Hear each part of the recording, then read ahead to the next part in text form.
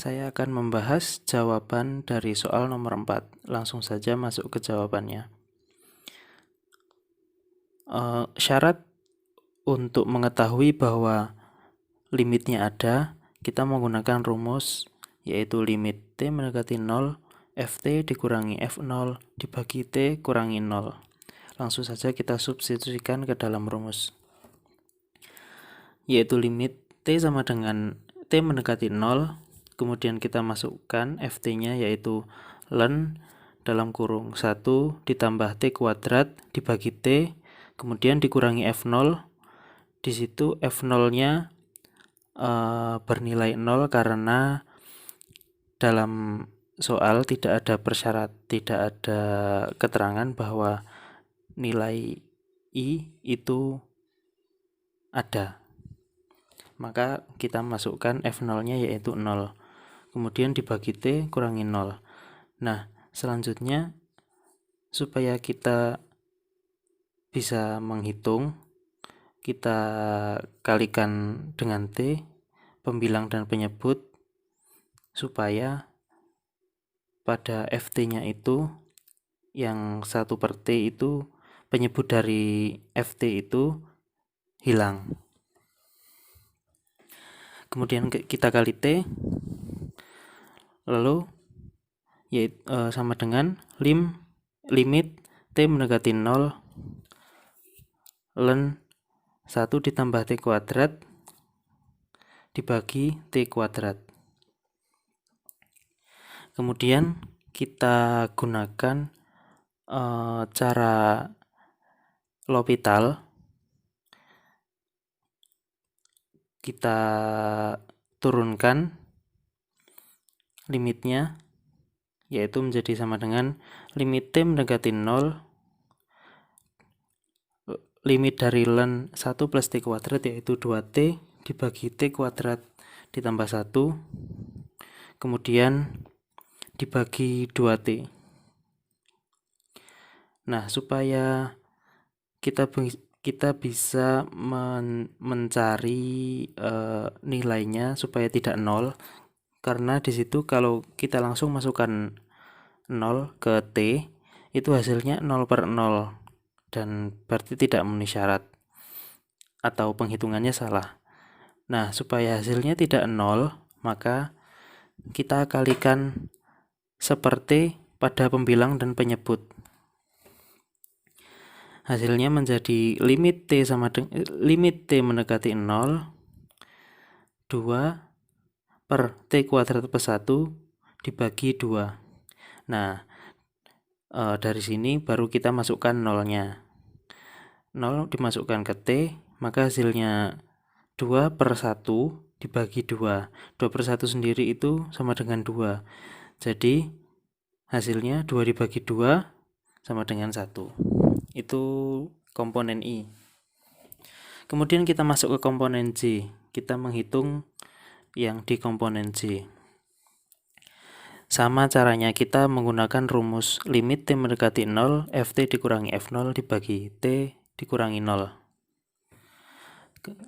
Langsung saja kita masukkan limit T mendekati 0, Ft-nya kita masukkan yaitu eksponen pangkat 2T dikurangi 1 dibagi T dikurangi 2.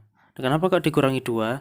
2 itu dari F0. Kenapa kok F0-nya bukan 0? Karena di soal diketahui bahwa komponen J jika J itu sama dengan 0, maka nilainya 2. Maka kita tulis di F0 itu 2. Kemudian dibagi T dikurangi 0. Nah, sekarang kita menghilangkan T, sama seperti komponen I, kita menghilangkan T dengan cara mengalihkan T pada pembilang dan penyebut. Maka hasilnya menjadi limit T mendekati 0, eksponen pangkat 2T dikurangi 1 dikurangi 2T dibagi T kuadrat. Nah, sekarang kita pakai cara L'Hopital lagi supaya kita bisa mencari nilainya. Kita turunkan limitnya, maka hasilnya menjadi limit T mendekati 0 2E pangkat 2 eksponen 2 kali eksponen pangkat 2T dikurangi 2 dibagi 2T. Sekarang kita coba masukkan nolnya.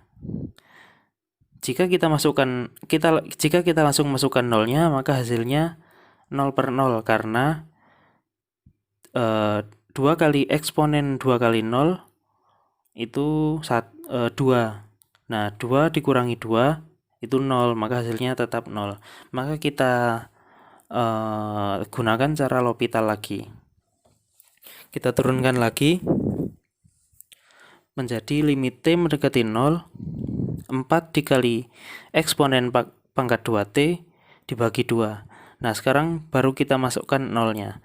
Maka 4 dikali eksponen pangkat 2 kali 0, yaitu 4 kali 1 dibagi 2, maka hasilnya menjadi 4/2.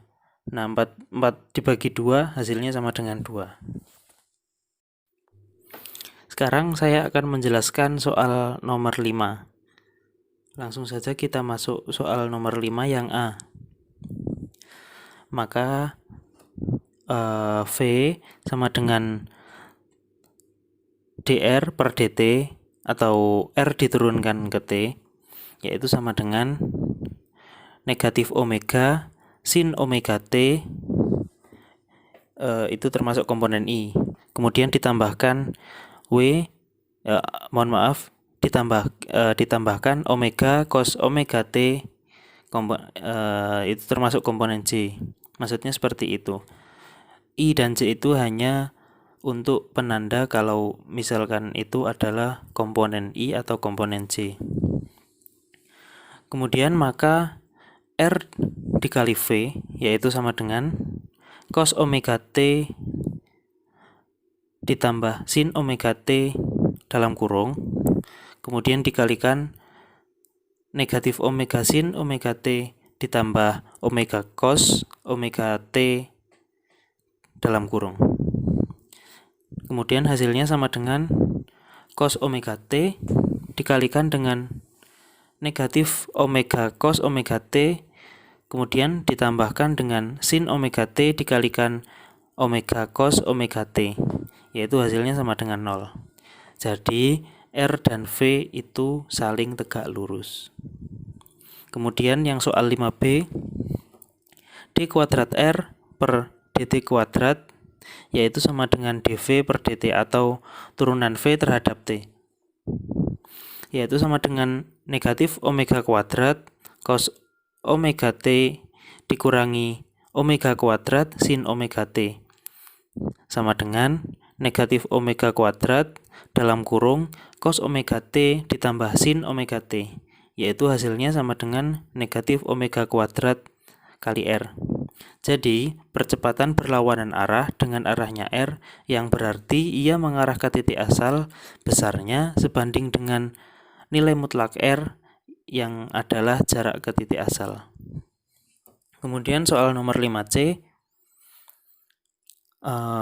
R cross V yaitu sama dengan dalam kurung cos omega T ditambah sin omega T dikalikan dengan dalam kurung negatif omega sin omega T ditambahkan omega cos omega T, yaitu hasilnya sama dengan matriks yang seperti yang ada di lembar jawaban tersebut. Kemudian hasilnya omega dikali dalam kurung cos kuadrat omega T ditambah sin kuadrat omega T dikalikan dengan K sama dengan omega K. Itu adalah sebuah vektor konstan.